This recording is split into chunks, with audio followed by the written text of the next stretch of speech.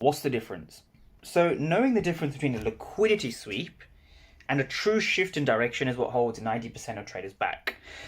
So when you see the market shifting to the downside versus sweeping to the upside, you need to know what's happening essentially where I've circled. So here and here, right? So let's start with a bearish scenario. So the way that a bearish scenario will play out is you want to basically understand that this is a true liquidity sweep, right? So what is the difference between a true liquidity sweep and a fake liquidity sweep, right? So, and vice versa, you need to know what's happening here before you look for a market structure shift, right? So I'm going to be going over an example, a bullish example, right, on gold.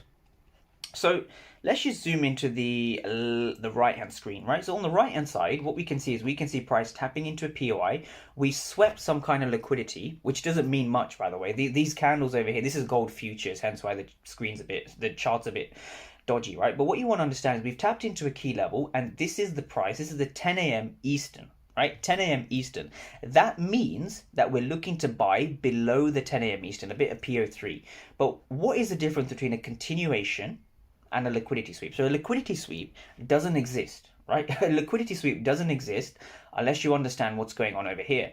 So these candles over here represent, so this long wick before the rejection is essentially over here. So we're going to be focusing on one, so this candle, and this candle, right? So let's kind of zoom in and understand what was going on. So over here we can see a green candle, and we see 1 for 85. This is important to understand.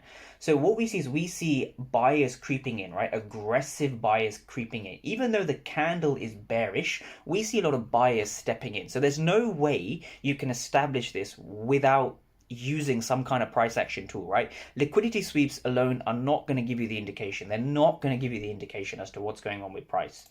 So this is what I want traders to understand also. We see a lot of aggressive sellers over here. So if I just kind of zoom in a little bit, these aggressive sellers are 69 for 10, and then we see 58 for 14. So a lot of bid volume, right? So if you just take a look at this price action here, we see a lot of bid volume. We see price breaking above despite having aggressive sellers in the green candle.